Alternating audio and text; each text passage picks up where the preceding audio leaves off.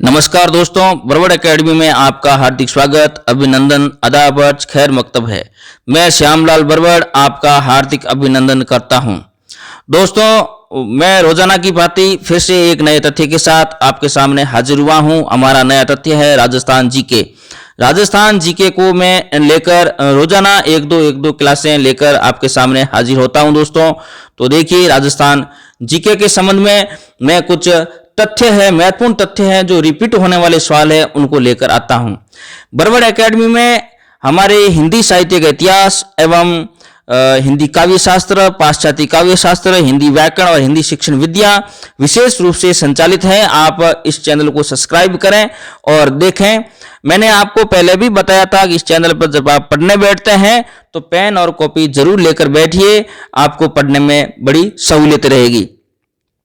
दोस्तों, ज्यादा समय न खराब करते हुए मैं अपने टॉपिक पर आता हूं। मैं बात कर रहा हूं बिसलपुर बांध। बिसलपुर बांध बनास नदी पर अवस्थित है, ये आप याद रखें, और ये सवाल कई बार परीक्षा में आ चुका है। और बिसलपुर बांध वर्तमान में कहां है? तो टोंक में है, ये आप ध्यान रखना, ठीक है ना। बिसलपुर बांध कहां है? टोंक में है। बिसलपुर बांध किस नदी पर है? बनास नदी पर है। और बिसलपुर बांध से जो पानी है वो पेयजल के लिए काम में लिया जाता है। पेयजल एक बहुत बड़ी परियोजना है। बिसलपुर बांध पेयजल के लिए पानी काम में लिया जाता है और ये बनास नदी पर अवस्थित है और ये वर्तमान टोंक जिले में स्थित है। इतना आप ध्यान रखें बिसलपुर के बारे में।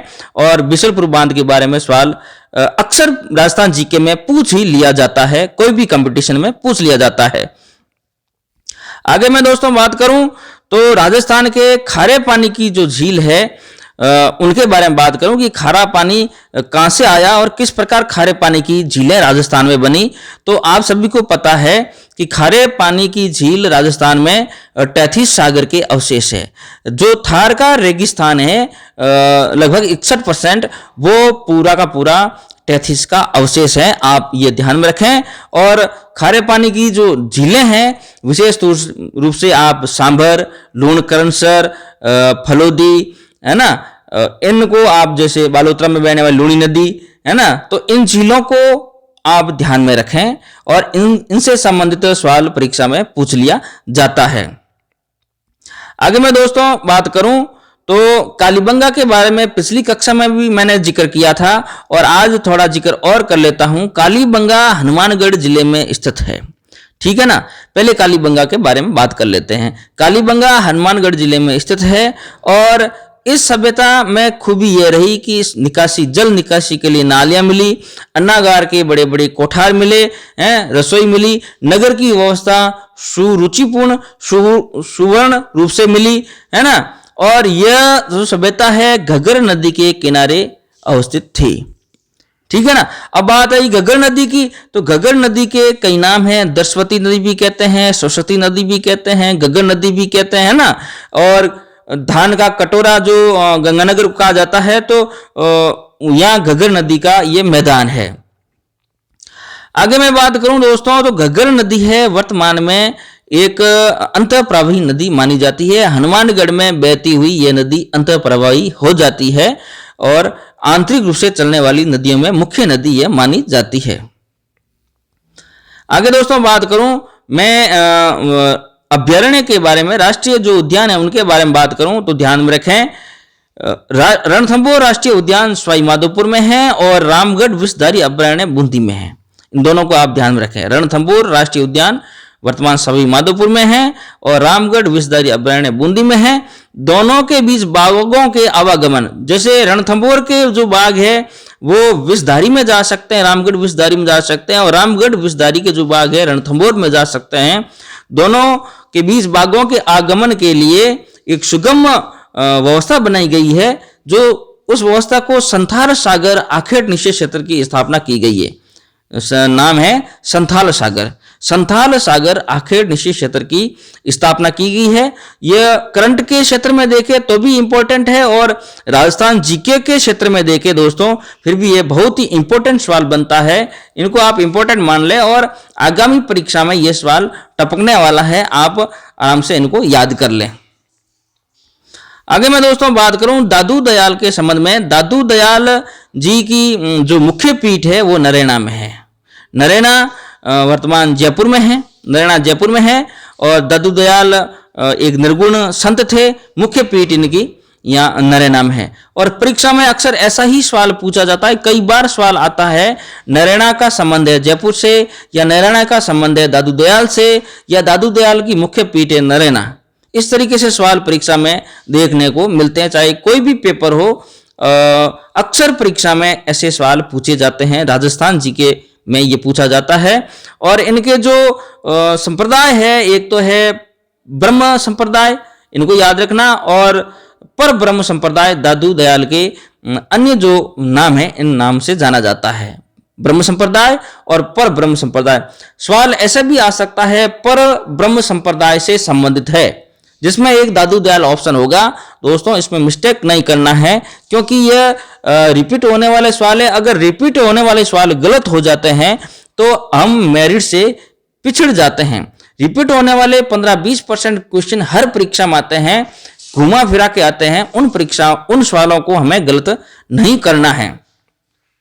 आगे दोस्तों मैं बात करूं अपने रामगढ़ शेरगढ़ वन्यजीव अभयारण्य की। शेरगढ़ वन्यजीव अभयारण्य बारां में स्थित है और इसे सर्पों की शरण स्थली कहा जाता है, और ये प्रवण नदी के किनारे है। ये आप सभी को पता होगा, नहीं पता है तो आप नोट कर लें। शेरगढ़ वन्यजीव अभयारण्य बारां में है और इनको सांपों की शरण स्थली कहा जाता है, और प्रवण नदी के किनारे ये बसा हुआ है शेरगढ़ वन्यजीव अभयारण्य। आगे मैं बात करूं दोस्तों जैत सागर झील के बारे में, तो जैत सागर झील है वो जैता मीणा ने बनाई थी। निर्माण करता है जैता मीणा और बूंदी में स्थित है। अब पूछ लिया जाता परीक्षा में जैत सागर झील के निर्माणकर्ता इनमें से कौन है, तो आप वहां जैत्र सिंह भी एक ऑप्शन होगा, जैत सिंह भी ऑप्शन होगा, जैता मीणा भी ऑप्शन होगा। तो आप जैत सिंह के चक्कर में मत रहना कि इनका निर्माण है वो जैत सिंह ने कराया है।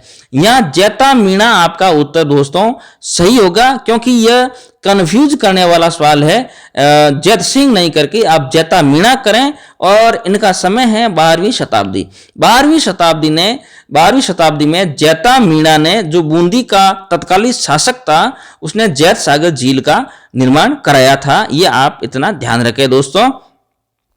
आगे मैं बात करूं आजादी के दीवाने अमरचंद बाठिया के बारे में। अमरचंद बाठिया आजादी के दीवाने हैं। ये बीकानेर के दोस्तों रहने वाले थे, और 1857 की क्रांति में ये प्रथम शहीद माने जाते हैं। ये बहुत ही इंपॉर्टेंट सवाल है। प्रथम शहीद माने जाते हैं आजादी के दीवाने, और ये कई बार सवाल परीक्षा में आ चुका है। ये सवाल कई बार परीक्षा में आ चुका है, और इनके नाम की आजादी के दीवाने नाम की किताबें भी छपी हुई है। और ये राजस्थान के बीकानेर के मूल निवासी थे, राजस्थान के बीकानेर के मूल निवासी से थे। और राजस्थान में ये 1857 की जो क्रांति हुई थी उसमें प्रथम शहीद ये माने जाते हैं दोस्तों।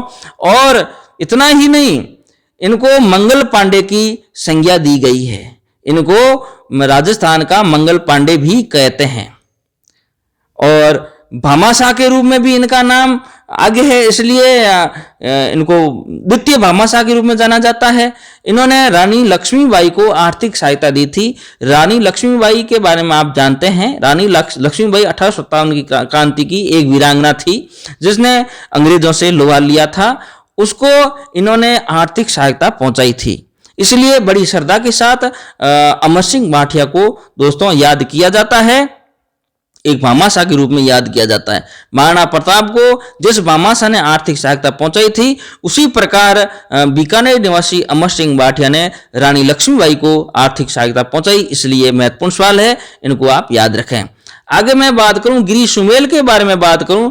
गिरी सुमेल का युद्ध है वो 5 जनवरी 1544 में हुआ था। ठीक है दोस्तों, शेरशाह सूरी और मालदेव के बीच में हुआ था। अब दोस्तों मैं आपसे यह कहना चाहता हूं कि आप जितने भी युद्ध है, महत्वपूर्ण युद्ध है, उन युद्धों को, उनकी तारीख है वो तारीख तक आप याद कर लें। परीक्षा में तारीख पूछी जाती है। अब सीधे सन नहीं पूछा जाता कि गिरी सुमेल युद्ध 1544 हुआ और आपके सामने 6 जनवरी 1544 भी होगा, 5 जनवरी 1544 भी होगा, सब 1544 हो गए। आप तारीख याद करें, तारीख नोट करें। और यह सवाल कई बार परीक्षा में आ चुका है, ऐसे सवाल आपके गलत नहीं होने चाहिए। और मालिक से मैं यही दुआ करता हूं कि पढ़ने वाले जितने भी विद्यार्थी हैं वो आराम से पास हो। आगे मैं अंतिम जो प्रश्न आज ले रहा हूं इस कक्षा में, वो प्रश्न है वीर विनोद के रचयिता के रूप में। वीर विनोद के रचयिता कवि श्यामल दास है। वीर विनोद के रचयिता कवि श्यामल दास को माना जाता है और ये प्रश्न हर बार परीक्षा में रिपीट होता है दोस्तों, हर बार परीक्षा में ये सवाल रिपीट होता है, वीर विनोद के रचयिता कौन है या वीर विनोद के रचयिता इनमें से हैं। तो ऐसा सवाल परीक्षा में आता है, आप इनको याद रखें। आज इतना ही, कल मैं नई कक्षा के साथ फिर से हाजिर होऊंगा, तब तक मुझे इजाजत दीजिए। हाँ, इस चैनल को दोस्तों ज्यादा से ज्यादा शेयर करें, लाइक करें और दोस्तों के साथ शेयर करें और कमेंट बॉक्स में कमेंट देकर भी बताएं आपको कैसा लगा। मुझे अगर कोई सजेशन देना चाहते हैं तो भी आप सजेशन दें, मैं आपका सजेशन सहर्ष स्वीकार करने की कोशिश करूंगा। धन्यवाद, नमस्कार, आज इतना ही।